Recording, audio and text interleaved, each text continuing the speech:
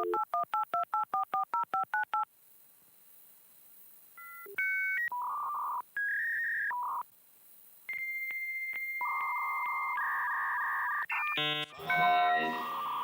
four, three, two, one.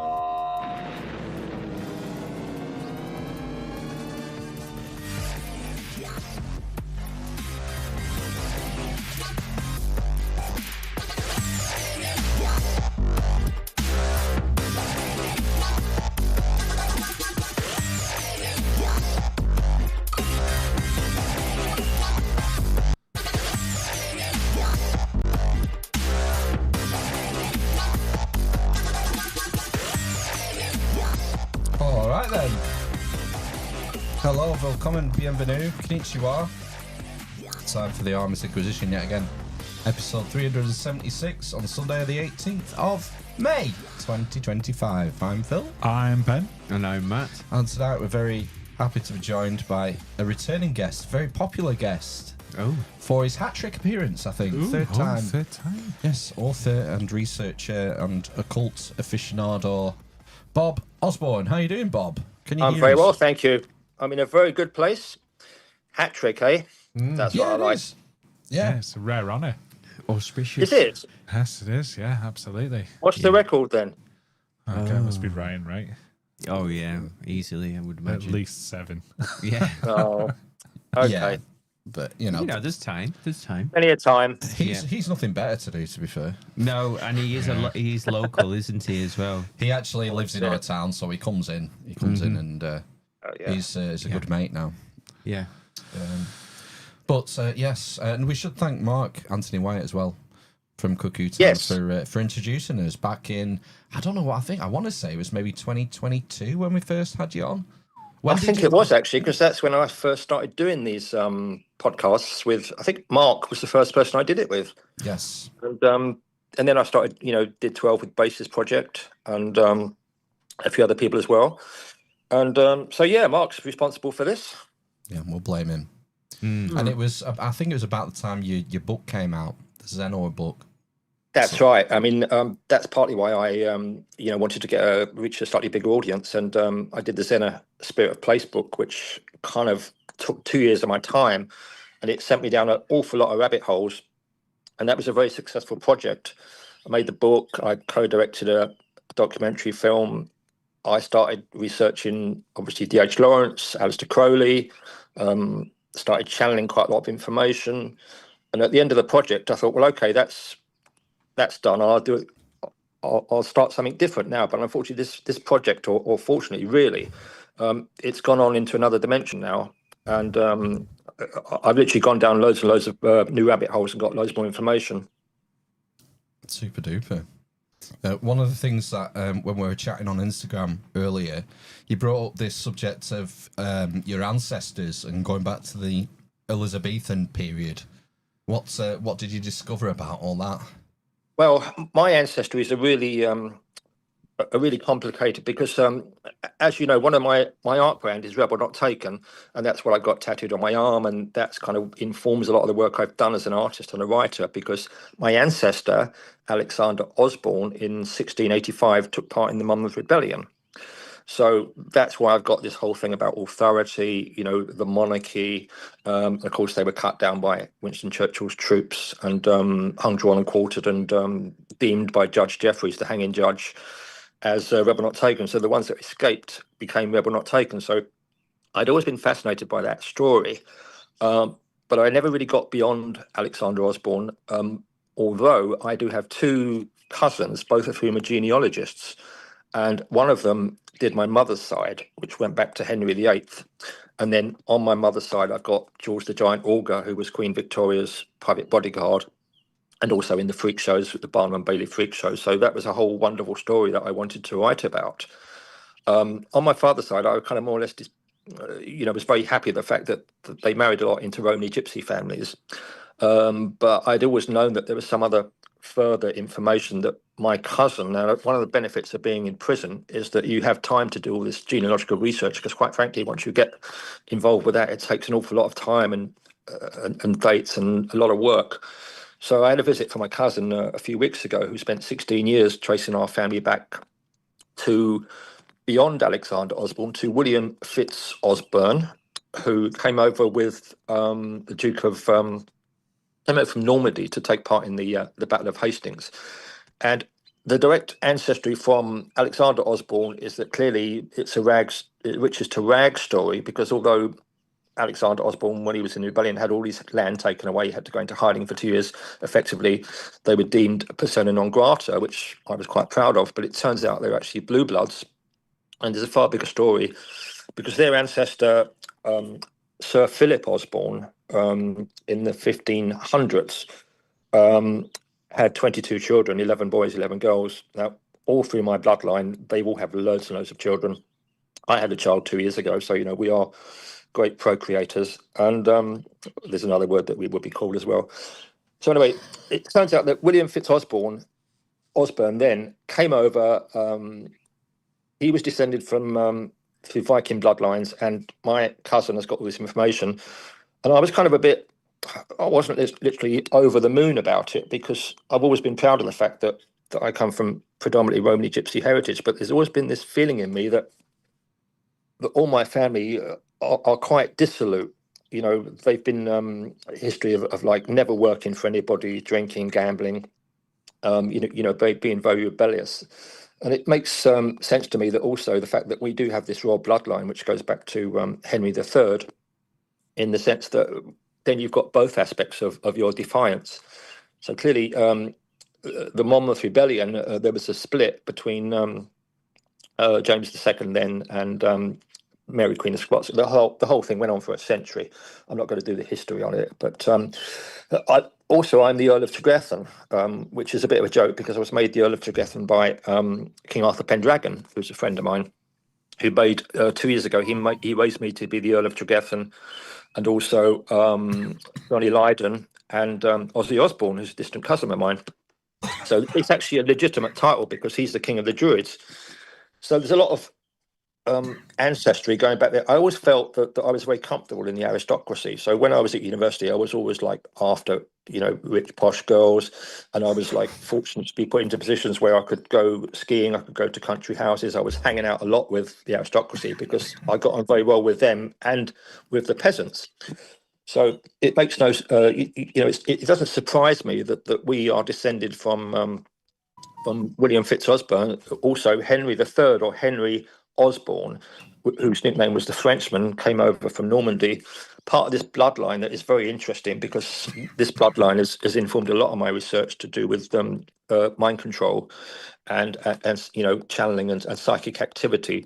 So I'm kind of not, I'm not making out that I, if any way, have some access to royal blood, because in reality, most of us are descended from bloodlines. I mean, Danny Dyer's descended from Richard III, and it's the way that this country is operated. That my descendancy from Alexander Osborne, his direct lines, it's only 8 generations ago, has resulted in 250,000 people. And I've also got a cousin in Australia who's a genealogist, and obviously going back another 400 or 500 years, you're talking about 1 million people. So it doesn't make one in any way special by having an ancestor who was like in the royal court or royal family or in the royal court. But Philip Osborne, the reason that interested me, rather than going back to the Vikings, which my cousin has done to 800, is that he was involved in financing a lot of the activities that involved Queen Elizabeth I. He worked for her, John Dee, Francis Bacon, aka William Shakespeare, and who was the other one? Francis Drake. So at that time, I think 1510 to 1590, apart from having loads of children, both legitimate and illegitimate, he was privy councillor to running the royal household, which is a very responsible job. So going back through his ancestors, they were all working with Henry VIII, Edward III. There's rumours among my family that Henry III is actually Henry Osborne, the Frenchman. And there's a guy in America, Lance Osborne, who's done all that research. And he phoned me up the other day and said, his direct ancestor had to stow away on a boat. So The fact is, there's millions of people all over the world who come from this bloodline. So, it's not something that I'm actually that interested in, because we're very much a mongrel race. But what interests me is that a lot of my research, I have been channeling. I do channel a lot, and at the moment I'm channeling like crazy. And the fact that I was so kind of wrapped up in channeling what happened in Elizabethan times is partly the way I channel is that I channel through my DNA. So DNA takes 15 generations to degrade. So when I was working on the stuff down here with the granite and with the ley lines and with the likes of D.H. Lawrence and people like, you can actually time travel through your DNA, because we are the DNA of our direct ancestors, and 15 generations pretty much takes me back to Elizabethan times. So I was curious why I can channel certain times but not other times, and I don't really have control over the channeling I do. But when I was channeling, researching Crowley, this is where synchronicity comes into it, because I was meeting people who were involved with Crowley. I was doing sex rituals myself that involved with sex magic. I was channeling Lawrence. I was seeing D.H. Lawrence, because where I'm sitting now is where he worked. So I felt as though by being in the close proximity of these people, I would actually inhabit their space and also their psyche, because Lawrence was an outsider. He was a coal miner's son. I'm from a Romany Gypsy wagon bone man's son. So there's that connection, but also I've come to realize that the connection to your bloodline is something that you can somehow control, and it does come and go. But I got very, very interested in what happened with Elizabeth I and John Dee and Edward Kelly, partly as a result of my Zennor research. So I thought, I'm going to put that to bed now. I'm just going to take some time out and do something else, maybe go and live in Greece for a while, or write my autobiography, which is what I'm currently working on, which is Be Lucky. So that's all about manifestation. It's about channeling. It's about being in these certain places, and it's about my ancestors. So the fact that that I spent 6 months looking at Francis Bacon. I previously had spent 6 months with my girlfriend about 10 years ago, who was artist in residence in Stratford-on-Avon. So by being in Stratford-on-Avon, I was able to decode the whole Shakespeare scam, the whole hoax, pretty quickly. And I was always wondering why I was getting these dreams, why I was getting these this information coming to me. And I now realize that the information coming to me about those things was through my DNA, because I did, I think, 5 or 6 broadcasts with bases with Miles Johnson at bases. And I gave my explanation of why the Shakespeare project was run by Sir Francis Bacon, that Crowley thought he was the reincarnation of John Dee. All the stuff about Edward Kelly, I got very interested in the necromancy, and obviously then you got all the links with Jimmy Savile. And this goes through bloodlines, and it goes through occult knowledge or esoteric knowledge, which is something I'm also very interested in. So I do believe that I have access to esoteric knowledge, which has been hidden from certain people. And I think that comes through bloodlines. So when I was in Stratford-on-Avon, a lot of information was presented to me, both in people I meet and in my own channeling. So at the time, I think Sahari was the MP for Stratford, and of course I got to meet him. I got to pretty much realise that Anne Hathaway's cottage was actually built 100 years after Anne Hathaway lived, that Shakespeare didn't actually exist. And it was only about 5 years later that I started researching Francis Bacon, that it all came together, and that Francis Bacon was the illegitimate son of Elizabeth I via the Earl of Leicester. Mm-hmm. And they'd set up, the Shakespeare project, which is probably one of the biggest hoaxes ever perpetrated on the peasants in this country. And I found it absolutely fascinating. And now it also turns out that one of my ancestors, Sir Philip Osborne, was also incarcerated in the Tower for a brief period of time by Mary, and then he went back to work for Elizabeth. So when he was working for Elizabeth, he was responsible for running the accounts of Sir Francis Drake's activities, with the Spanish Armada. Now that also links very much into John Dee and Francis Bacon, because John Dee was doing rituals at that time in Magick, and which was a bit similar to the rituals that Aleister Crowley was doing throughout, in the last century. So the fact that one of my ancestors, albeit not a direct one, and through a legitimate, still means that that bloodline was something I could tap into. So the fact that I could then, when I was in Stratford, I was like researching Christopher Marlowe, who was in MI5, Sir Francis Walsingham. Now they set up my main interests have been over the last, well, a long time actually, are espionage and witchcraft, because I've only interviewed my wife, my first wife, the other day, whose parents were in Moscow, and I was always fascinated by espionage. And also, most of my girlfriends, most of my wives have either been spies or witches, and that's just been a leitmotif that runs through my life, because that's the area I feel comfortable with. So it's all to do with having secret information and accessing this information through unusual sources, because most of this information is kept away from the normies.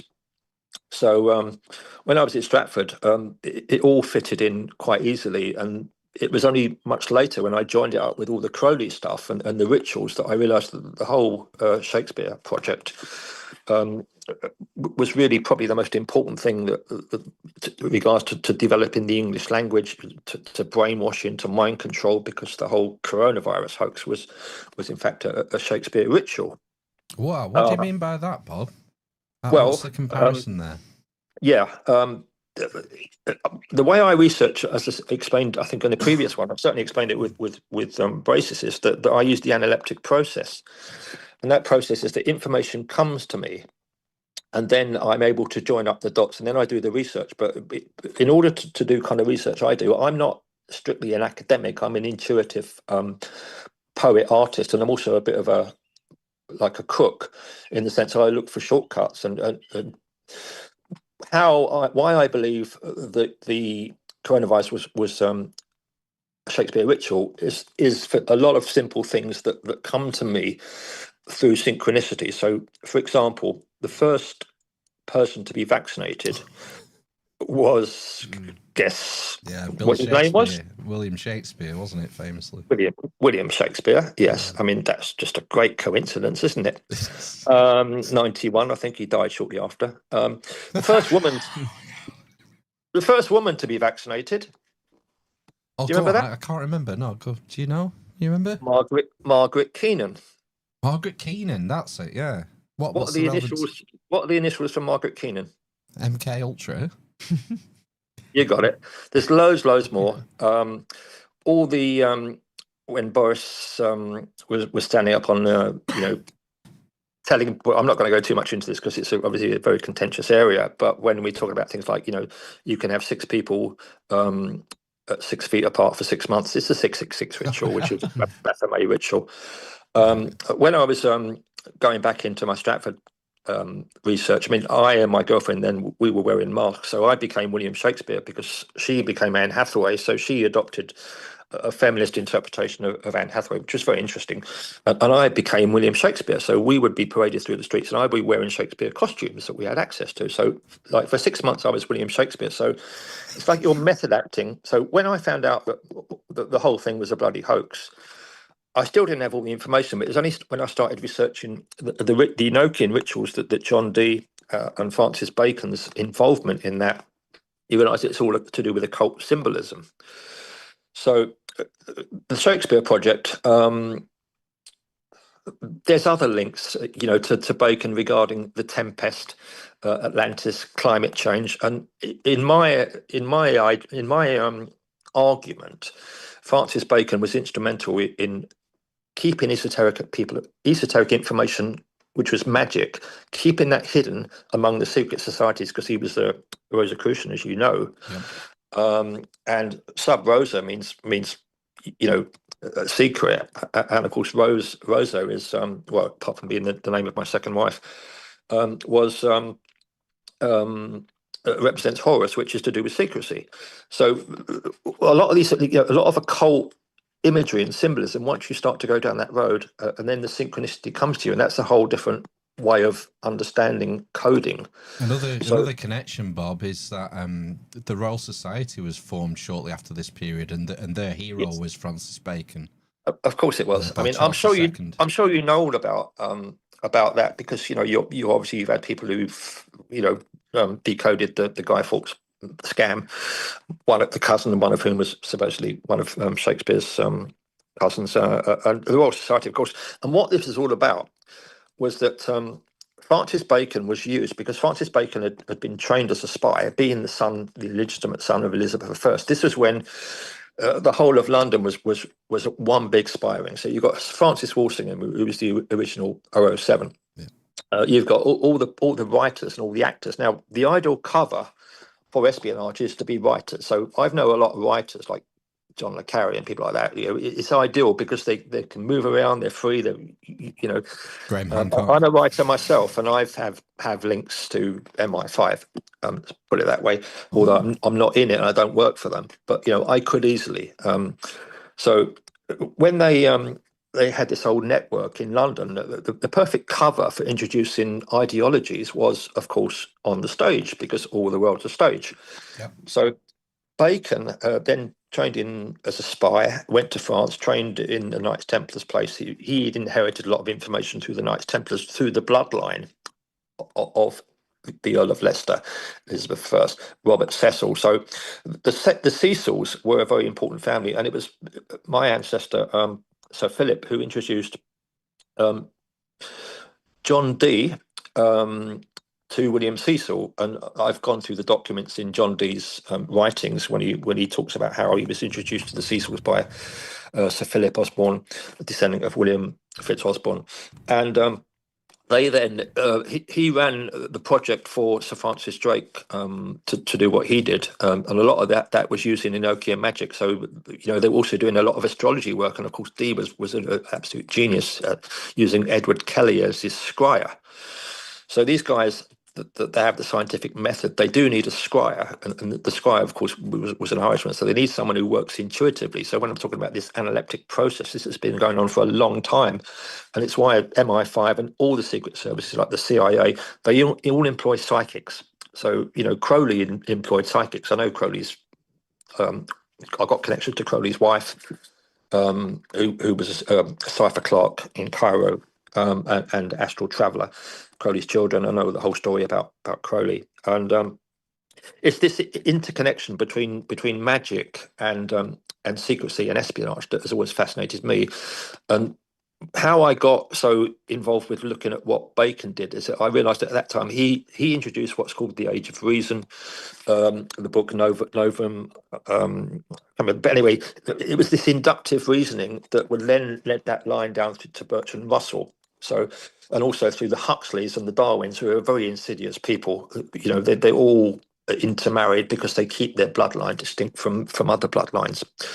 So when Bacon set up the Shakespeare Project, it was about changing the way people think. And this was the very early and most sophisticated form of mind control, which I then have also been researching recently. And I've had a lot of strange things happen to me with regards to mind control, because, we're talking about programs that children are put into, which, I can chat a little bit about as well.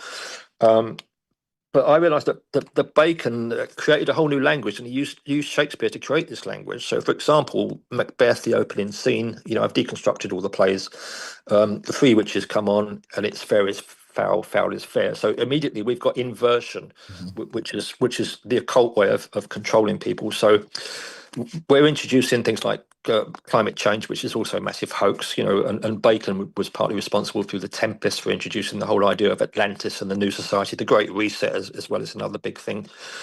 And when you get things like Midsummer Night's Dreams, you've got bestiality, you're introducing transvesticism and homosexuality into Elizabethan England, which was was rife among the acting community, certainly, but it's a way of normalizing it.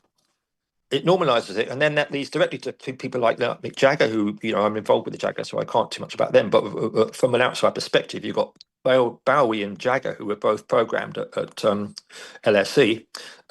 Well, Jagger was LSE, Bowie was programmed at Dartford Psychiatric Hospital.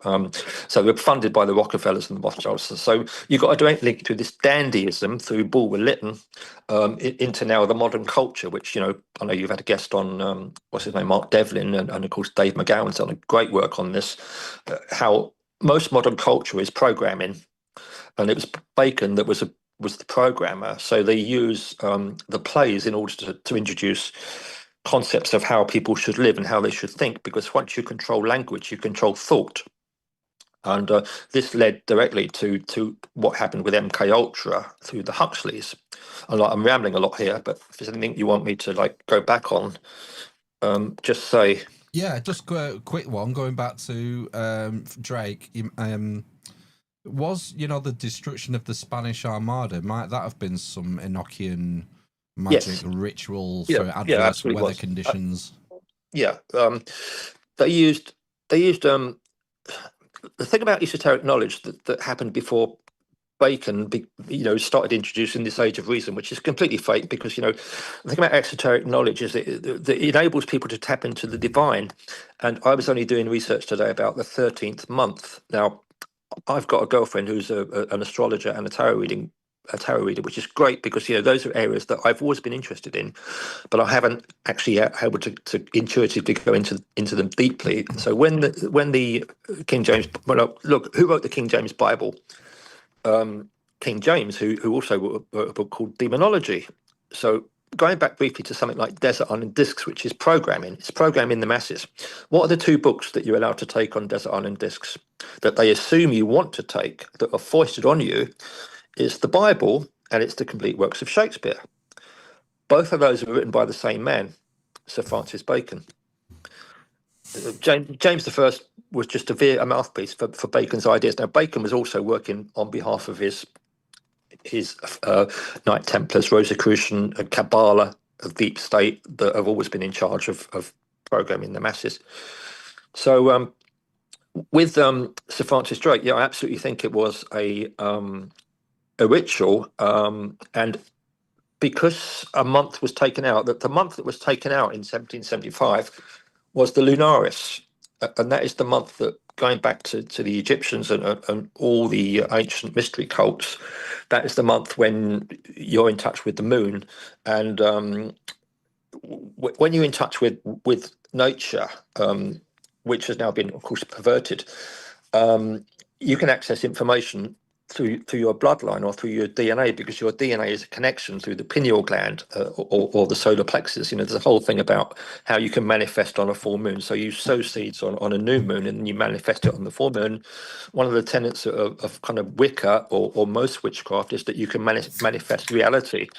So the fact that they had this storm doesn't surprise me in any way, because they were using Dee and other astrologers, and also to do with the death of Mary of Scots. Elizabeth I was heavily into the occult, and it's almost as if they had the heart weather system there, because the technology they had prior to this cut-off around the 15th century, when people were deprived of any of their instinctive knowledge and starting to be programmed into the age of reason, where you only can think along linear lines. So prior to that, people were much more advanced in their thinking, and I am grateful that my bloodline is such that it's a bloodline that goes back to Nephilim as well, which I'm not going to go into now, but it also goes back to Romany Gypsy bloodlines, where you're notoriously free thinking and you're very difficult to program. So the other thing that I was going to mention, which related to Shakespeare, which I've forgotten now. It's all right. Just quickly, you mentioned about 13 months. Yes. What's all that about? Well, when the new calendar was constructed as part of the King James Bible, they took out this. There was a lot of information in the original Bible about a 13th month, which was like moon worship, and a lot of moon worship goes back to people like I was also involved with Robert Graves, and I learned a lot of my channeled a lot of my information from getting mind files from Robert Graves to do with the white goddess, and it links to fertility symbols, and it links to working through female energies as your muse. So what they did with is that they eliminated 11 days. And another bit of synchronicity is that only a few days ago I was reading about a demonstration here that happened in 1775, because I've got family here as well in Zennor going back, and they were really pissed off because they were told that 11 days had been taken out of the calendar. So they did a demonstration on the moors here, and which had to be broken up by the military or by the police. And in their mind, 11 days had been stolen from their life. If you can control time, you can control perception, because you program people into the linear structure, which is order. It's Saturn, and unlike it's not lunar. So they took a month out and reorganized the date. So the actual New Year's Day is actually March the 1st, and of course it makes sense, because that is when you sow seeds. That's the start of the end of the dark days of winter. So it's actually a sick joke to make New Year's Day January the 1st, which is a festival of Saturnalia, which is linked to a lot of Baal worship. It's almost like programming the masses. So you're changing the timeline, and you're putting them in a state of confusion, because they can't connect to nature, because the time they should be celebrating the birth of New Year has been changed. So by taking 11 days out of a calendar, it's not that you're depriving people of 11 days of their life, but that is the perception. Because if you can change people's idea of time, you can control them through time. And Julius Caesar was also did this. Like he politicized time by changing calendars. And that was wasn't it in the Elizabethan era when New Year's Day was changed from March to January? Yes, probably. And the very reason for that is to keep the peasants away from all this magical information. And of course, the other way to deprive people of accessing information. Now, I access information through my DNA, as I've kind of tried to explain, probably in a clumsy way, and that involves time travel. So I can go back in time, and I can channel my ancestors. I've done this with psychic researchers as well, but I seem to be able to do it naturally, and I can do it through synchronicity. The other way is by, like, I'm a sun worshipper, so I access information from the sun. I'm a Leo, so a couple of things that you can do to keep people down and keep their frequencies very low is obviously to block out the sun, which is, we're not necessarily want to go into that, but people know what's happening with chemtrails. And the other one is by changing people's divine DNA, which gives you a divine connection to whatever you believe in that isn't scientific, and converting it into synthetic DNA. And of course, that's a Luciferian agenda, which I've gone into, which links to Fabianism and transhumanism. So those two little things, are very significant. Of course, we're living through that at the moment, and it's not new. So by taking away, now there's also people who believe, and I don't doubt it, that the moon is actually a satellite anyway. It was put there 13,000 years ago, and prior to that, there were two moons. Who built the moon? It's actually, that's the book I need to read. Moonfall is the film you need to watch. We all know it's a load of bollocks, the moon landings, but there are people that I know who do travel to the moon and Mars, and I'm interviewing one at the moment to do with the secret space program. You can actually travel by going away from the time-space continuum. So if you can time travel, it's not such a big deal, because you can just go back through to your connection, and you don't actually have to go through space or time anyway, because those are artificial constructs. So it's a way of like moving in and out cyclically in time, and once you start doing it, it happens a lot more frequently, and it can be done through dreams, through visions. But what they want to do is sever that connection. Francis Bacon was the conduit for them, taking control of reason and telling people what reason was to demons like, Charles Darwin and the Huxley family, some of whom I know. And so that whole thing developed in Victorian times, when the British Empire, the British deep state, which is still pretty powerful, because Blavatsky thought that the British or the East India Company and people like that, who were running all kinds of scams, had took over all this esoteric knowledge and hidden it away. So you get the Alexandria Library burning down. You get the Bible restructured. You get time reorganized. January suddenly becomes the start of spring, which is absolute nonsense. They changed all the original rituals, Druidic, pagan, Wiccan rituals, whatever you want, that have been going on for thousands of years, that people understood and could access. So by changing the nature of their environment or their perception or their words, and this was, a lot of it was programmed through Shakespeare, because now, Shakespeare's birth and death apparently was the 23rd of April. Well, it's just a manufactured date, and it all links into the Earl of Leicester and Francis Bacon's jokes. And Bacon, I think, was just a master programmer. And also the other thing that I've just remembered, you remember the 2012 Olympics, when Elizabeth II, who a lot of people think is the reincarnation of Elizabeth I, because they can reincarnate through bloodlines, and I do believe that I can reincarnate as well. And there's various things that have happened to me that prove that to me. Who was there? Remember the thing about Craig, Daniel Craig, and the little joke where he's 007? Yeah. And the Queen, he welcomes her. I mean, the whole thing with Bond as well. I mean, that was an Elizabethan ritual. So Francis Walsingham was the original 007. He set up the whole complex of spying and secret societies, using people like Bacon and John Dee. And of course, John Dee was involved with the rituals, as was Crowley later. So even little things like that is prescriptive programming for the masses. So I read a biography of Francis Walsingham a few years ago, and he comes across as like a devout Protestant Christian. What's going on? How does that tally with the sort of occult motivations? Is it just more propaganda I'm reading, or what? Well, there's official biographies of a lot of people. I've seen official biographies of D.H. Lawrence, but it's absolute bollocks, most of it. Yeah. Unfortunately, the narrative. This is why, although I went to university at a time when you could actually think freely, but now I think they're just programming centres.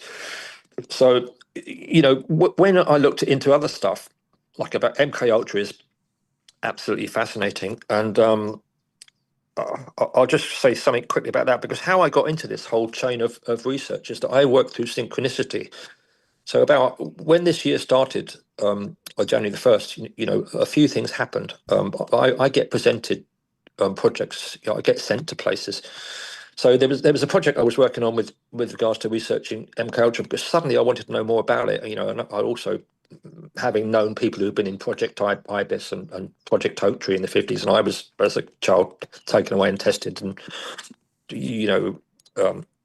offered opportunities to go into Freemasonry or intelligence services, which I always rejected. But I know people who've gone through those programs. So there was one day when three things happened to me, and it was all to do with mind control. So I was in Wiltshire, and I was seeing some old friends of mine, the widow of somebody who translated Nostradamus, and I told her that I was going to watch the film The Manchurian Candidate, which of course was the 50s film about, after the Korean War, when mind control was being introduced by the CIA. And she said, "Oh, why don't you go and talk to my neighbour, Debbie?" And it's like in some tiny little village in Wiltshire. And I said, "Well, why would I want to go talk to Debbie?" She said, "Because her father wrote The Manchurian Candidate." So I said, "I'm coming out to see you. I'm going to interview you." And she was the first interview I did, because I do film chats with people. And it turns out, her father wrote The Manchurian Candidate. So that's one. The second one was I was presented with an opportunity to interview a guy called James Casbolt, who's a neighbour of mine. And that's a very long and deep story, which the Basis Project covered. But effectively, he was put into a program as a child in Project Ibis and became a trained assassin.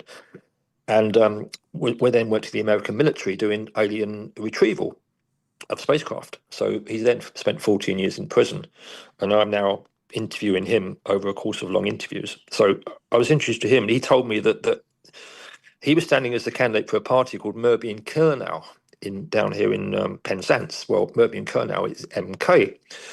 And the other thing he told me was that Milton Keynes is a very significant place. Well, I've had a long history of actually hating Milton Keynes and feeling really spooked out every time I've gone there. And of course, Milton Keynes is MK. And Milton Keynes was set up by the Rothschilds to be the new smart city many years ago. And when I looked at the history of Milton Keynes, it's all laid out in boulevards. It's like really spooky, because there's Midsummer Boulevard, there's Avebury Boulevard, there's Silbury Boulevard. The whole place has got pyramids over it. It's laid out like Washington, which I've also had very spooky vibes, because my parents, my in-laws were in Washington, and I recently interviewed my ex-wife, who admitted that they tried to assassinate me in Florida, which is another story. So Milton Keynes that's the kind of story we need to hear. I'll tell you. Such a tease, isn't it? Milton Keynes is really weird. That, you're just straight on to the next topic. It's like, you can't just leave that, Bob. I'm talking about Milton Keynes. Oh, yeah. But I know it's not very interesting, but Milton Keynes is also... Florida. That's where the Open University is based. Oh, is it? It Yeah, is, yeah. you know what Open University is? Just programming. Also, there's Central Milton Keynes, which was set up by the Rothschilds, because the Rothschilds were running the development of it, opened by Margaret Thatcher in 1979. Central Milton Keynes equals central mind control. So there's people I know who I don't necessarily think this is right. It might be a bit of a step too far, but thinking this is an Illuminati center where they're spreading out this thing. And I even went on the Milton Keynes website. Yeah. I went on the Milton Keynes website. I've heard this. And the people were moaning that they wake up at 3 o'clock in the morning with this low buzzing, and like people walk around like zombies. Now, when you go to these places, I don't know if there's any around by you. You do get there's some places where clearly, like the American movies in the 50s, they're all under mind control. They're all zombies. And there's people that are very happy about Milton Keynes, and there's people that can't spend a day there. So it's almost like we're now into the zombie apocalypse because of controlling people's DNA through sound, and what they do with people like Cameron, and I can go into Leonard Cohen, and now Leonard Cohen was a programmer as well, because I've got experience of him on Idra and know all about him and what he got up to at McGill University. So the whole this all happened in one day, and there was a third one which I can't remember now. But since then, I've had a lot of MK people coming to me asking me to give me witness statements about being under mind control. So I literally been researching this, and of course, how it goes back to even at the moment. My girlfriend is writing a story, and she wrote a story about someone called Sir William Sargent. Well, William Sargent was. It's difficult to make this brief. He was the English version of Dr. Ewan Cameron, who set up the mind control program. He's working out of Tavistock. So then I've now found out that Hitler was at Tavistock, or I shouldn't say Hitler, but the man with the moustache who was a failed artist was at Tavistock program. That's what he said. I mean, you said everything else, Bob. Sorry. Censoring Adolf. Yeah. But he was at Tavistock. Yeah. When you say Tavistock is a village in Devon, and there's a bridge. This is the kind of what sick mind I've got. I started researching the Bush family, who are actually the Scherf family, and I gave this information to somebody about, how they set up the CIA. Well, we all know about paperclip and things like that. I mean, that's pretty much common knowledge now. A lot of these things are coming out. Thousands of these people, and of course, Mengele didn't die. He has age regression treatment. He was working. And at McGill University, they were taking a lot of the information that the technology that the Nazis had, like cloning and things like that. So, I do know people that know about cloning. And Jordan Peterson was at McGill, by the way. Well, yes. Well, Canada was a big centre, and Leonard Cohen was programmed there by Ewan Cameron, and of course that was involved with the Montauk boys as well. Yeah, Jordan Peterson. I think he's he's a very clever man, but I think he's one of these people like he trots out controlled opposition. But I did a deep dive into McGill, and it all linked up. Idiot. Yeah, it all linked up to my own programming by Robert Graves in 1976, and my own regressions and things like that. So a lot of things that happened to me, I then find out they're like my pathways to decoding other stuff. So like I can decode The Apprentice or Dragon's Den or Coronation Street or EastEnders. I can decode it like in a day. I can just watch it and decode it and look at all the programming they're putting into people. Like The Apprentice is just a Freemasonry ritual. Explain. Go into a bit more detail. What do you mean by that? You look at Sir Alan Sugar and his cohorts. Karen Brady. It's almost like a secret society, and they're looking to induct people into it. So it's also a humiliation ritual. So you get all these absolute losers on it, and they have to go through certain trials, and that's a bit like Freemasonry initiation. And you might get one or two at the end that will go into it. And of course, when he does the pointing, can you see what he's doing? When he says you're fired, that's the Freemasonry symbol. So the whole thing is a cult, and when you look at, they go out to the Tower of London, then you've got all the buildings around the cities. They're all pyramid shapes, or they're penis shaped, which it goes back to Egypt. So they're going through these rituals, and then they don't make it, so they get discarded. It's also like a bit of a symbolism for depopulation, in the sense that only some people who are fit or eligible to join this club, who followed all the rules, will get to be Sir Alan Sugar's thing. It's the same with Dragon's Den. I mean, Dragon's Den is like symbolism. It's serpent symbolism. Again, I'm not saying these people on it. I think they're probably just hapless. They don't know the symbolism that informs the BBC, because the BBC is also one massive ritual. Hence, Sir Eric Gill. We're not going to go into protecting certain proclivities, but I did a whole thing on the BBC as well. I was absolutely shocked how they'd used. You look at all the Coronation Street. As you watched that as a kid, that's the first program I watched. I found out Pat Phoenix was involved with Aleister Crowley. She was my crush on mine, Elsie Tanner. So EastEnders, again, that's gone very dark, and it's a way of it's almost like a down market version of Shakespeare's plays, because you get similar themes coming through them. Like you get now you're getting a lot of sex change stuff. You get you in Shakespeare's time it'd be more to do with dandyism and homosexuality, and now it's got a lot darker. You get the murders, you get the constant tragedies, the accidents. They're programming people for this nihilistic future, which is something that Bacon was passed on through people like Friedrich Nietzsche. The whole concept of Harari, in the sense that humanity is over. We're now going into 2.0, and the world is just dark. That God doesn't exist. This is all part of Bernard Russell's Principia Mathematica. They're programming people into not believing in the divine, also, which is why Bill Gates uses vaccines to take away the God gene, which is chromosome 8. So there's also an attack on religion, which is going on as well, because they don't want people to believe in anything other than the science, or the lies that the Baconian science, which Francis Bacon Society saw my talks and things like that. They didn't, they pretty much agreed with me, because everyone knows that Bacon wrote it. I mean, I don't know why it would even be disputed. It's this kind of reliance on logic, isn't it? Bacon's famous for, I think you mentioned it before, Novum Organum. Yeah. The new method, the new way of thinking, and yes. Which birthed the scientific method, which through the Royal Society, Isaac Newton, all the rest.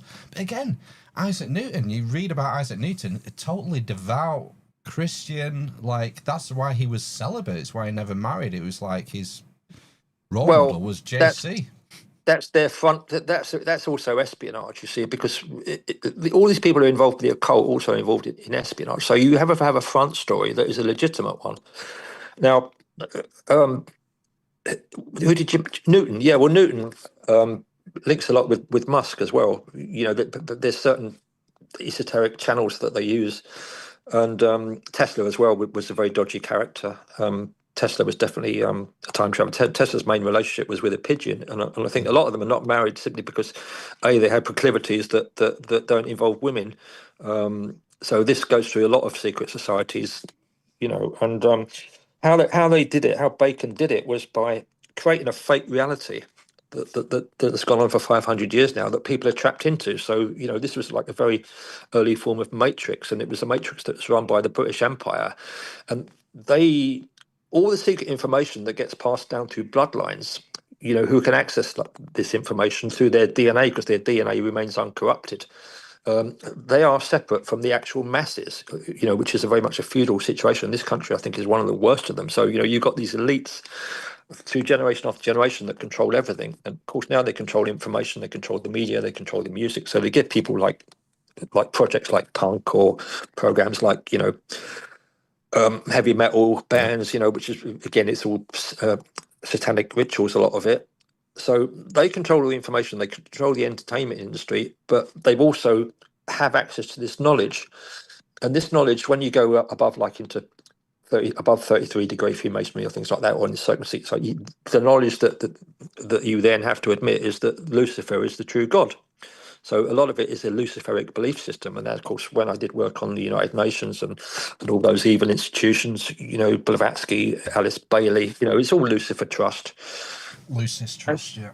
Yeah, once you know how to decode the words, and by using the words, you are giving your consent, because they absolve themselves from karma by telling the people what they're going to do to them.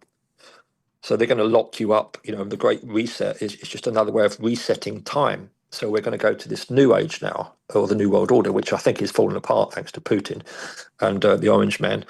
So it's all cracking up. It's all falling apart. The whole empire is crumbling, as it should do, and as it will. And I think, I've had a very good year this year, psychically and spiritually. Last year I was doing a lot of psychic warfare, and I had to have a lot of entities and curses removed from me by witches. And this year I'm like, I just feel it's a lot lighter, and my channeling is just off the charts now. Like, I go to bed at night and I wake up and I've got so much information. I could do 10 times 10 of these shows on different subjects. It's like it is coming out of me. Can you explain, because this is new to a lot of people, or is something we've never experienced? Would you describe it? Is it like a download? Is that, because that's a word I've heard used? Can you just give me 5 seconds? I know this sounds a bit crude, but I'm just going to have a quick piss in my garden, and then I'm going I'm not going anywhere away. Just give me 10 seconds. Do you not have indoor plumbing at Zennor? He's going to come back and tell you that you've wasted your money on all these books because you could have got all this information from the sun. Yeah, but I don't have the bloodlines, man. Harry or Ariels. My dad was a plumber. He's just there. Having a wee. Oh my gosh, he's doing it live. Wow, this is new. New depths have been plumbed on the Amish Inquisition. Live stream. Don't forget to smash that like button as you watch. Hang on, what are we doing here? Hang on, let's go. Don't turn around. Yeah, don't turn around, Bob. We'll get banned. Yeah, well, that was a ritual. I just had my ritual wee. You don't drink it, do you? Wowzers. I do. I do. I can do a whole load therapy? on that. I've been drinking my urine for 30 years. How I got introduced to what's urine therapy, I work with a lot of witches. And I got introduced to urine therapy by, remember an actress called Sarah Miles? No. She was in Ryan's Daughter. She was a 60s actress. She was gorgeous, aristocrat, completely nuts. But I had a crush on her, and she bought a painting off me in the 1980s. And I was in the sauna with her, and she, as you do, and she was telling me how she was on the Johnny Carson show, and she told them, she was a bit of a mischievous girl as well, but she told them how her complexion was so good because she drank her own urine. And I said, well, I think that's brilliant. I said, I'd drink your urine, Sarah. And it wasn't a very good chat-up line, but I did, I was kind of friendly with her. We had a bit of banter. Then I started drinking my own urine, and I've been drinking my own urine now because you can cure all diseases with that. In fact, I interviewed a German psychic the other day on my channel, my YouTube channel, and she explained how, urine fasting can cure all diseases. It probably it's a way of it's absolutely sterile as well. It's a sterile thing, and because it's already been gone through the body is familiar with it, so it doesn't need to go. The whole process of looking for toxins through the digestive system takes a long time, a lot of energy. Your body spends a lot of energy making sure that everything you put in your mouth isn't toxic, without developing the metaphor anymore. So when you actually reintroduce urine into your body, it's already gone through your system, so it's got your DNA already encoded in it.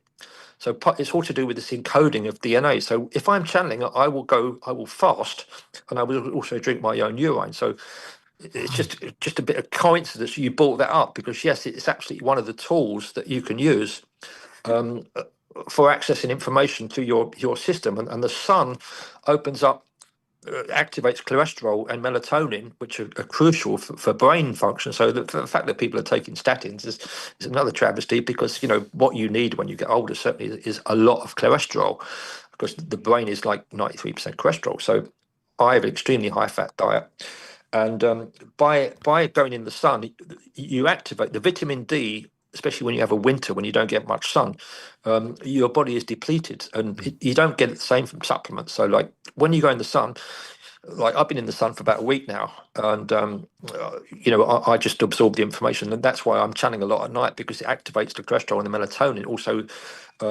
it does something to the pineal gland, which opens it up, because the pineal gland relaxes. So when I lay in the sun, a lot of writers have written about this. It's like it goes into your head, and it also activates your libido in quite a big way as well, which is another thing they don't like. So you get people like Wilhelm Reich talking about the function of the orgasm, and of course they want to shut that down straight away. So they want to control everything you do, everything you think, all the things that are good for you, like sunlight, drinking your own urine. They tell you are bad for you, like eating meat as well. It's another big scam. you know. So I'm right. Said a lot of things. like using shampoo as well. I haven't used shampoo for bloody 20 years. Do you ever try? Have you ever gone into sun gazing, Bob? I've heard about it. Yeah. Don't try this at home, folks. Have you? Yes. I'm not convinced, but then that's only because I haven't tried it. But I just think, I don't know. Apparently, it does some wonderful things for your eyesight. But you know, but I don't. I haven't tried that. I mean, I've tried most things, but not that. So what does it feel like when you get when you start channeling? What's the circumstances? How does it generally manifest? Because I'm guessing you're not actually in control of it. No, you're not in control. There are some people that can control their manifestation, but unfortunately, I'm not one of those. It's all a bit random. But it's a wonderfully empowering thing because, you know, you realize you have sovereignty over your own thoughts. And the thing about mind control is that everything that happens to us, everything we watch, everything we read, it's all programming. So once you know that we're in programs, I can step out of any program that I'm put into, and I was put into programs in 1970 at Isle of Wight Pop Festival. That was part of the whole hippie program. Like, you know, Leonard Cohen was a programmer through lyrics, and a lot of people are programmed through lyrics. You know, including Sargent, who uses sound to mind control people.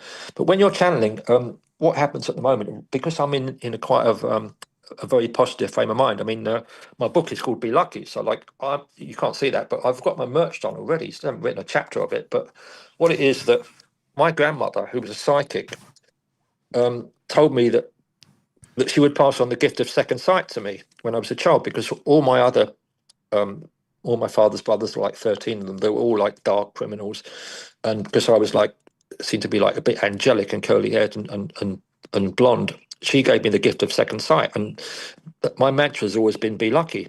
So, like, despite 2 assassination attempts on me and a lot of weird things, I always seem to come out of it well. And when you adopt like a lucky mindset, you can manifest. So I know about manifesting, and you can manifest through rituals. So when you're channeling, what you're doing, you're abandoning yourself to whatever forces. Hopefully they're good forces, because you can also abandon yourself to dark forces. So when I was channeling black magic and stuff like that, you know, I did have a really bad year, but now I'm just manifesting health and luck, and that snowballs. And then what happens is you get a lot of synchronicity. So when you get synchronicity, that means that you're on the right path. And like, I ask people whether they have a lot of synchronicity, and most people don't know what they're talking about, but I know a lot of people. Like, I have synchronicity probably 20, 30 times a day. And it's when you can identify it, it's called the Bader-Meinhof complex. So I've had mermaid synchronicity. And when you get this synchronicity, that's the signs that the universe that is sending you to codes, because you're recognizing things that have patterns. And it's a way for, like, people are like, I don't know, all the A words, you know, like autism and ADHD and ACDC and all that. You can read patterns that other people can't read. And in order to read those patterns, you need to have what's called divine or wild DNA. And of course, now a lot of people will not have wild DNA. So that ability is also taken away from them. And then that was taken away by people like Bacon and Darwin, who was told a load of lies about, you know, the evolution of the species, and severing the connection to the divine. Now, I'm not saying the divine in a religious sense, because that's also been corrupted. But there is, you know, a connection with things that they want you to not connect with. And obviously the sun is one, and nature is another one. And psychic powers are things that they use. Now, most intelligence agencies will employ people who are witches or occultists or Freemasons who have access to this information and are prepared to go through a certain amount of rituals, because everything that happens is pretty much connected to some kind of ritual. So when you're channeling, if you're channeling free, if I want some information, like at the moment, I'm not sleeping very much, maybe 4 or 5 hours a night, but it's okay because I'm getting a lot of energy from the sun, so I'm charging my battery up. And now, like, I wake up and all the information is given to me, then I have to research it to make sure that it's sound. So that's the analytic process that people like Robert Graves use. And Robert Graves' research on this was used by the Huxleys, and also a guy called Robert Gordon Wasson, who sold it to the CIA, and that formed the basis of mind control program that the CIA developed, and that was developed at Tavistock and McGill University, and they put people like Leonard Cohen through those programs. And I've had Leonard Cohen Synchronicity forever. I've got all connections with Leonard Cohen and Marianne Elan, and I went to Idra. I could tell you all about Leonard Cohen and the clone he had. And how he uses this language for prescriptive programming, the future. He was the Antichrist, and he was, well, I'm not going to say too much about intelligence services, but he was Leonard Cohen was the Antichrist. And No, had well, he- Glossed over that. I'm not saying he was the album, The Future. He's programming Antichrist concepts into it. So when he talks about the Tower of Song, the Tower of Babylon, when you analyze his lyrics, it's all about, a lot of it is to do with Zen Buddhism, and it's about closing the mind and opening the mind, and a lot of it is sexual stuff. So a woman came out recently I listened to. Actually, that's the third part of the mind control thing that I'd forgotten about. I listened to a podcast by a guy you've had on, I think, Devlin, and he interviewed this woman, and this woman was Leonard Cohen's girlfriend on Idra, and she was a totally credible witness. It's all backed up, and she was programmed as a child at McGill University because she was a twin, and she was programmed by Ewan Cameron. So Ewan Cameron is connected to Sargent, is connected to Robert Graves, and Robert Graves did the research, which he wrote a book called Battle for the Mind. So because I was involved with these people, and I've had relationships with a lot of these people, I'm able to use my experience of them to channel their mind files. So when you talk about mind files, I can download other people's mind files. And a lot of, partly I was brought up as a child by two prostitutes. So a lot of people use sex magic, to open the pineal gland or to access information or to open portals. And, Crowley obviously did it in a perverse way, drinking menstrual blood and things like that. So, there's two ways you can go. But when you can open portals, you can program people through trauma-based mind control. So a lot of the children that are put into these underground bases or experimented on, thousands of children go missing. They're not missing. They're not falling off cliffs. They're put in underground tunnels and cloned or tested or used for bowel ritual sacrifice. So I've forgotten what it was now. Oh yeah, the woman, her name, believe it or not, was Anne Diamond. I thought this is brilliant. Like, that Karen, absolute Karen Ann Diamond, this woman chose the name Ann Diamond because she didn't want to use her real name. Anyway, she lived with Leonard Cohen on Idra, an island, in 1960. He went to Idra. They thought he was a spook in New York. He went to Idra. They cloned him, had a body double, and then he was back working. I saw him on stage in 1970 along with Jimi Hendrix and all the other people, and that was when I did my first tab of LSD, which was given to a lot of people my age, young kids. We were programmed into the LSD program, through music. So Hendrix burnt his guitar on stage. Cohen came on to mesmerize the audience with his songs, and the lyrics are very poetic, but they hark back a lot to some of the like incantations of Shakespeare. So when Macbeth opens, you've got the three witches. A lot of people feel that it's almost like they go into a trance when this occurs, and of course three's the number. So all my synchronicity comes in threes. I get three occasions of synchronicity. So my first island I went in 1970. For some reason, I ended up in Idra, and I walked into a bar, and there was Marianne Elan, who was so long Marianne and Cohen's girlfriend at the time, whose husband was Axel, a Norwegian intelligence agent, as was Cohen. Cohen was Mossad. And then I had a girlfriend at that time called Marianne. So, all the little synchronicities, most people think, oh, well, that's just a coincidence. But there comes a point when the coincidence is just so profound. Like I've had mermaid synchronicity, and they come in threes. And the thing about the Baader Meinhof is that I'd never used the word Baader Meinhof for years. And about 2 years ago, I had three occasions. I chatted to my girlfriend at the time, who told me that when she was young, she was always stopped at airports because they thought she was a Baader Meinhof because she had kind of Germanic looks, long, blonde, curly hair. Then I had an art critic message me. He came for dinner. He was writing a book about me. And he said, you know what my favourite fashion is? What's the sexiest? Was the Baader Meinhof girls.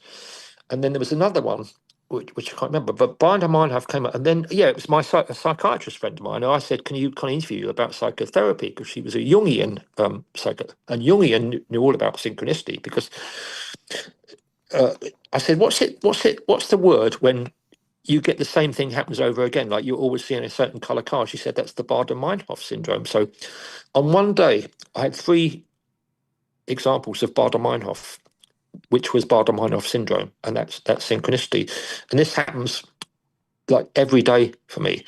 And when you can decode why you're seeing these patterns, it's like some people, like remote viewers, can see patterns, or psychics can see where people are buried and bodies, things like that. And it's a skill that you can have intrinsically, but a lot of people in the distant past, before Bacon started introducing the whole concept of reason, which is absolute nonsense, most people had these skills, like they were diviners or dowsers, or they were connected to nature, or they had psychic abilities. And what they did, they removed all these information away from people to control it themselves, because if you control information, you can also harvest all that energy. So rather than energy being dissipated over like thousands or millions of people, they kept it in these small secret societies, so they have access to all this magic. Of course they can cause the weather to change to enable Francis Drake to beat the Spanish against all the odds, because they're occultists and they work through magic, and they can change everything. They can change the whole perception of how the universe is. They can change all the physical characteristics of it. And when you're channeling, you are getting information, and it's not like a poltergeist or an entity inhabiting your body. I've had that as well, or curses. Now the information comes in freely, and I think if you are always only using it for good purposes, rather than using it for like military intelligence or remote viewing where you're paid, and if you're putting it back into the universe and helping people, then that I don't like the word abundance because it's a bit new age, but you can manifest abundance. And I've manifested £1 million 3 years ago when I needed it, and What happened I to tell it, people, Yeah, I could tell you, people like, this. They say, donate "Oh, well, can you some? manifest me some money?" But I can't, because at the time I did a ritual that manifested £1 million, and I think I've talked about that on some fairy podcast. I'm not going to do it now because it's quite a complex story. But I do believe I can manifest, and if you believe you can manifest, you can manifest. That's the will. That's a bit one of the elements of Thelema as well, the Thelema religion, which is like, do what thou will, or Schopenhauer's the world as will as representation. So a lot of modern use of like the Superman concept, or the Nazi concept, is you impose your will on other people, and that is one of the elements of magic, of espionage, and of witchcraft. And you can impose it by psychic methods or by physical methods. Does that make any sense? Imposing your will. Do what thou wilt shall be the whole of the law. Love is the law, and I always forget the last bit. Seahorses. Yeah. John Squire was probably a massive Crowley fan. Yeah. I've got that tattooed on my back. Antichrist. What? Love is the law. No, do what they will. Do what thou wilt. I just randomly, I had it. I went up to the Khan where Crowley performed a ritual in 1938, which I wrote about in the Zennor book, with another guy, a couple of guys, and one of them was a tattoo artist. And he said, "Oh, well, should we pay you for like giving us a guided tour of this haunted place?" I said, "No, it's okay."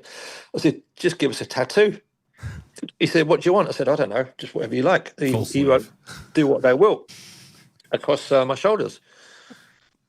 But you do have QPR tattooed as well, don't you? I do. You can have balance in the universe. Well, people think that's some kind of runic Roman thing, And SPQR. You want to get well, when I was a kid, it meant £1/4 pound of rubbish. So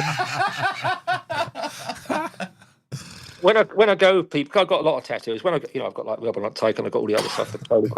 People say, "Oh, what's that tattoo there?" I'm almost embarrassed to say actually it means QPR, because but it's kind of grounding in a way. Yes. And it's like I'm not going to go on about being descended from Henry III, because quite frankly I'm a bit ashamed of it, and I don't, I just don't think it doesn't fit into my whole Rebel Not Taken thing. The fact that we were bloody aristocrats back in the day on both sides of my family, and then they gambled and drank it all away, which is good. Is that what happened to your £1 million as well, Bob? No, I've still listen. I've still got it. I'm sitting in this £2 million house. I do what I like. I channel all night. Piss out the You window. know, I've never out. worked. I've never worked. I'm be lucky. It's be lucky. Be lucky. Yeah. Yeah, be lucky. Yeah. Hey, you know, it's funny you bring Don't up. ask me to fund your show if you get in trouble.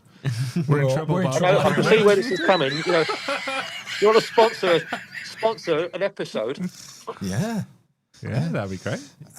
I just wanted to, because you brought up Rome before, and something that I was thinking about earlier is that when Elizabeth and James I and all that sort of period, they're like the Protestants, and the big enemy is usually Spain and the Papists, the Pope, and the Catholic Church, which you could describe as a hangover from Rome. You know that the Roman Empire never really died; it just sort of migrated into the Roman Church and then the Holy Roman Empire. It's all a fake narrative, just like Shakespeare was, unfortunately. The Catholics and the Protestants was a Hegelian dialectic set up by the Jesuits to control both sides. By the Jesuits? Yeah. Well, it's funny because you brought up, I was going to say, before when you brought up the Bush family, I think it was George Bush Sr.'s dad, or maybe his granddad. Prescott Bush. I can't remember what his name, but he was educated just down the road from us at Stonyhurst College, which is a Jesuit stronghold. Yeah, most of them were Jesuits. Yeah. The Jesuits pretty much run the American system, so the whole thing about Rome, Rome became the Third Reich, and the whole Roman school of thinking, there was a division between Rome and Venice, but Venice was also very important, and of course the Venetians, formed a lot of the mystery schools and were a conduit for a lot of the information that came from the Phoenicians and the Assyrians, and it was Francis Bacon. Of course, a lot of the Shakespeare plays like Merchant of Venice. I mean, it's just ridiculous that some peasant from Stratford-on-Avon who never went to school would have all this information about court life. And of course, Machiavelli was very involved there. I mean, I think Machiavelli was a good guy actually, but there was this distinction between the Genoa, it's like the mafia. Like this is all part of the mafia. The mafia is also controlled by the deep state. That they've taken all this. So Rome, I think, is still with us, and a lot of the Roman school of thinking is very much connected to Saturn, and it's about control, order, discipline. The whole Caesar thing. Of course, Caesar is also very significant because when Nadal's, I can't say his word.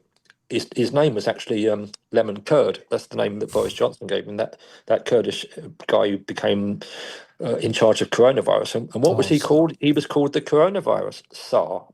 So Tsar means Caesar. So Zadine Nahawi, is it? That's it. Yeah, very. The founder of the ONS. Yes, the surveying company. That's right, which is, of course, is mass observation, which is mass surveillance, etc. Yeah. But Rome esoterically was about the imposition of order and control on the population, and also giving people like bread and circuses, like the gladiator stuff. That's pretty much what we got now. I love boxing. I'm not saying but it's pretty much like it's entertainment for the masses, and they control all the narratives. So the whole thing about Protestantism and Catholicism, I think, is just one big scam, because as far as I'm concerned, the real Pope is the Grey Pope. I've got a list of all those, and they're all Jesuits. So the Jesuits were linked up with Ignatius Loyola in 1500 Spanish. So they took a lot of the esoteric information and secret information and rituals from the Knights Templars, and through Rosicrucianism, through the Kabbalah. There's lots of different offshoots of these occult groups, and they're all at war with each other. But as the German philosopher, I think Oswald Spengler, said, effectively, all these wars are occult wars, and it's a way of just sacrificing the masses. And it's like a chess game when these interested parties that control all the resources on the planet are having their own particular tribal differences of opinion. There's people that believe like the Illuminati is split. I believe that as well. The Illuminati is like there's factions of the military intelligence, like in America. There's factions that are pro-Trump. There's factions that are pro the British deep state. And that's what that's all about. It's about the British deep state to controlling America and through the Rhodes Scholars. So, I've forgotten what I was talking about now. It's all right. It's interesting. You said it before that Saturn was all about worship and order, the Roman Inquisition, and then you get the Saturnalia festival, Yeah. which is a complete inversion festival. It's where the slaves become the head of the household, and the blue bloods start, serving the drinks and whatnot. Well, as you said, it's inversion. So Inversion, yeah. it might placate people to thinking that this is a fantasy, but again, Saturn is connected to Satan, and Saturnalia is connected to Father Christmas, which is also like a very sinister ritual, the Christmas ritual. The planets. This is something I'm looking at the moment. As I said, my girlfriend at the moment, she's a very talented astrologer. She's actually born on the same day as me, 28th of July, both Leos, albeit 25 years difference. But I'm kind of, she's actually also a bit like me in the sense that she has weird interests. So she's now working out the star signs of all Shakespearean characters, even though they don't actually exist other than in the imagination of Francis Bacon and the group that created it. But what we're doing is we're also doing a light-hearted comedy, because I'm doing a lot of comedy at the moment. I find it's a very good balance to. So we're doing an interview with her the other day about Never Shag a Scorpio, and this whole thing about which planets, which star signs are compatible. And like, I'm fairly skeptical, but I must admit I've always been a follower of astrology. And when I look back, I do see patterns in people's behaviour that are controlled by the star system. I know it's not perfect because all the dates have been changed, but there's clearly something that another thing they try to belittle. So the fact is, if you understand astrology like John Dee did, you can change the world. You can change events. So it's another weapon, and it's a weapon that uses magic, and not necessarily black magic, but it's one that they will filter down to the masses through like stupid star signs in the paper. But in fact, it's a deep science, going back thousands of years. And of course, a lot of the stuff in Egypt, which I don't really know that much about, but I do know people that research it, is all connected to how these portals and these things like Stonehenge are linked into astrological changes. And we are controlled by planets. We're controlled by the sun, controlled by the moon. And so it is fascinating, but again, it's like it's very difficult to have the time to do all the deep research into this. So what I tend to do is just I'll channel what I believe to be the true information, and then I'll try and back it up with some research. And invariably, I'm pointed in the right direction rather than starting from a position of not having any intuition, and then pouring through books. It comes to me in flashes of insights, and then I can get the information, and that information, there's a shortcut to get that information. That's through synchronicity. So when you get synchronicity, that means that you're on the right path, and your things start to decode themselves. But you have to kind of allow it to happen. Where do we go from now? Because I mean, we're over an hour now. We're an hour Oh, and 20, okay. and is there anything that Bob mentioned you want to pick up on? I mean, all of it. Yeah, I mean, it's like There's so many throwaways in the conversation that could lead on to another 3 hours of Bob, at the podcasting. top of the show, did you say that you did your genealogy research in prison, or was that a reference to someone else? No, I've got two cousins, one on each side of my family, both of whom are obsessed with genealogy.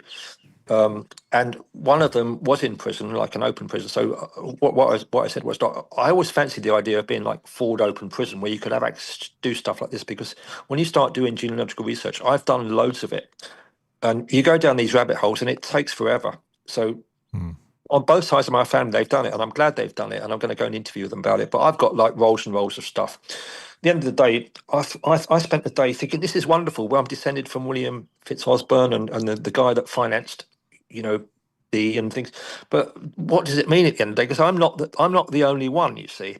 So then I had all my other cousins contacting me from all over the world saying, we're all descended from it. Then I realised that it's literally, it doesn't make you special in any way, but being able to access them is what makes you special.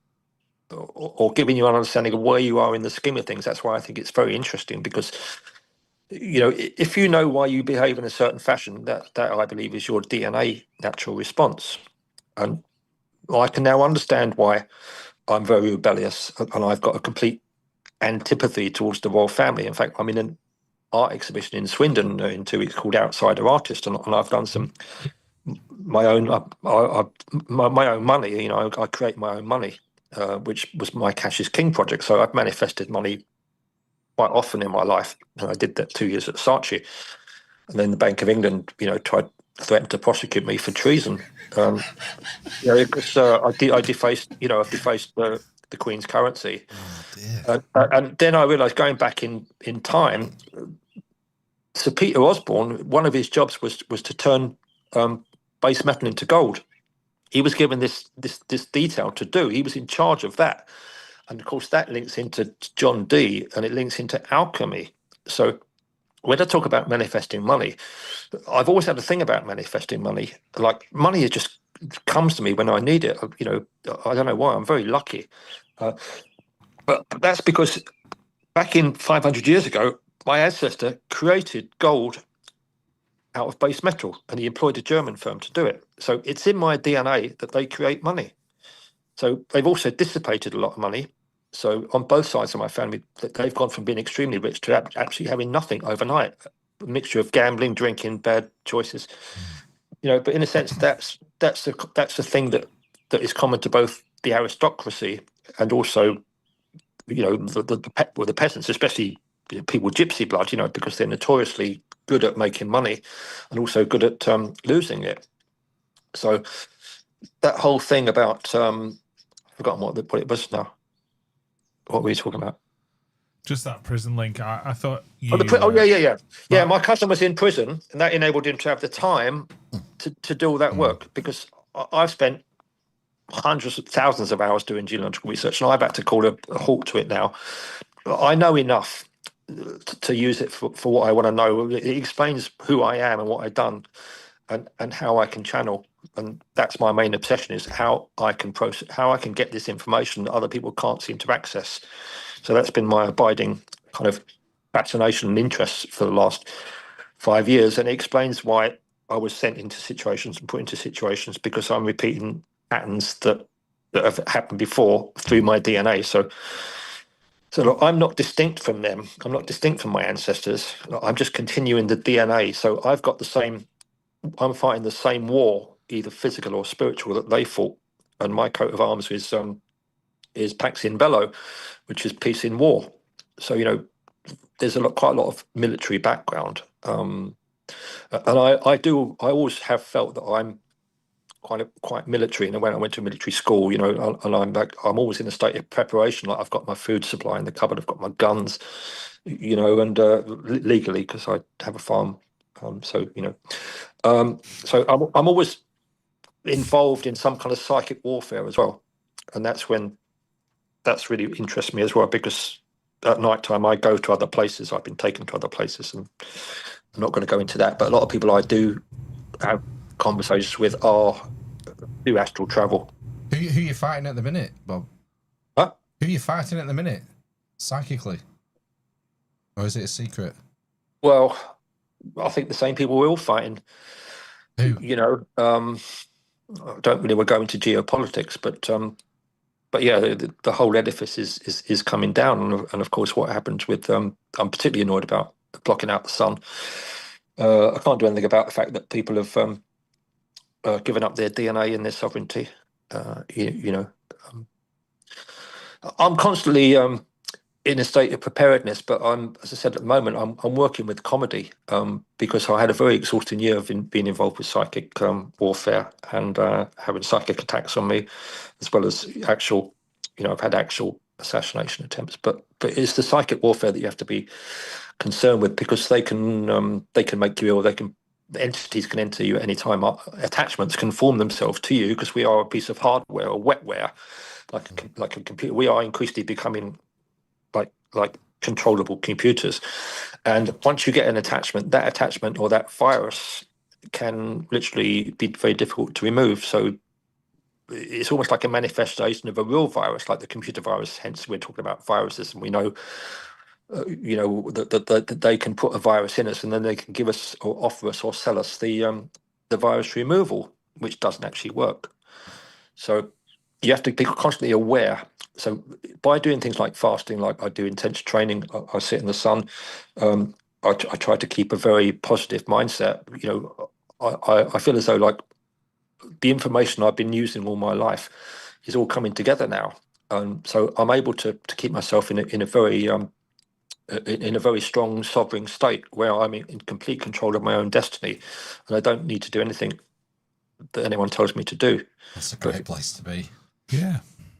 It's the only place to be, but unfortunately not available to everybody. No, sadly not. What's what you're planning for the future? At the moment, I'm obsessed with I'm doing interviews with people, normally eccentric people. So I've got a freak show sign I've got a big barn here with a kitchen. So I've actually interviewed my first wife a week ago when she told me all about the assassination, which I knew anyway, but I just wanted her to tell the story. I did one today about what a useless husband I was, and so I'm also interviewing James Casbolt, the guy who did the alien retrieval and was possibly cloned. So I've interviewed him 7 times. So at the moment, I've interviewed Mark Eden, the rock star, down in Margate. I've interviewed a dominatrix. I'm going to interview a dominatrix. It's very interesting. She's like a famous dominatrix, and she covers herself in custard and services top MPs who I can't name, obviously. Where's this, Bob? Ramsgate, actually. Good name, Ramsgate. Think about it, look at the significance. Words are spells, Rams, Ram worship. And of course, Ramsgate is a very significant place because that's where Augustus came in and introduced Christianity into this septic isle. But a lot of stuff like that. I'm just having a lot of fun at the moment, and I think I deserve it. Yeah, good. Well, the links are in the show notes, like to your YouTube channel. And I'm writing a book called Be Lucky. I'll Be Lucky, yes. Yes, the biography, right? Autobiography. Yeah. Yes. When do you think that'll be out? Well, I was going to write it this year, but I'm having such a good summer and I've got so many projects lined up that I think I'm going to start in the winter. But it's all there. It's all information that I've stored, that I've spoken about. So it's just a question of getting it into a book form.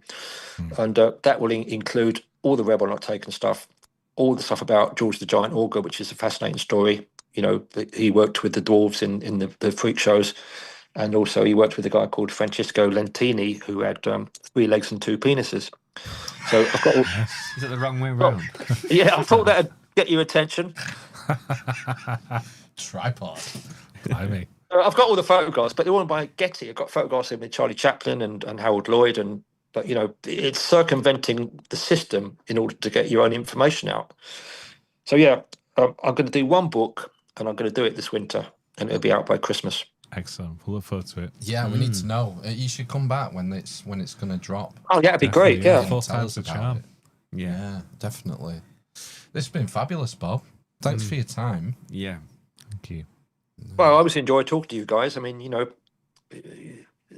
just let me ramble on and go and have a wee in the middle of it. Good. It's great to listen to. Yeah. It You is. keep that garden watered, Bob. I will. You're lucky I didn't drink it in front of you. That would have been a first for the Amish Inquisition. Would have been, yeah. Would have There been. you go. That's wine in there. Yeah. I promise. Thankfully, we can't see. Oh Yes, yeah, we Bob. can't see. We have Helen in the chat saying perhaps you should manifest a light bulb, Bob. I can go into drinking your own urine next time if anyone's interested. Absolutely. I'm Yeah. sure a lot are. I think we can do an hour on that. Definitely. Right. Thanks again, Bob. You're a legend. The links are in the show notes if you want to follow up. rebelnottaken.co.uk, YouTube channel, Instagram. We're going to take a brief recess, us 3. We are, yes. And then we'll chat some bullshit. Okay. We're going to let Bob get on with his what's left of his weekend, all right? Absolutely. And it's watering. Yeah. All right. I need to water my plants as well. Right. Sayonara. See you soon. Okay, See you later. pleasure. Bye. Thank you, Bye. Bob. Bye. Bye. Bye. Bye.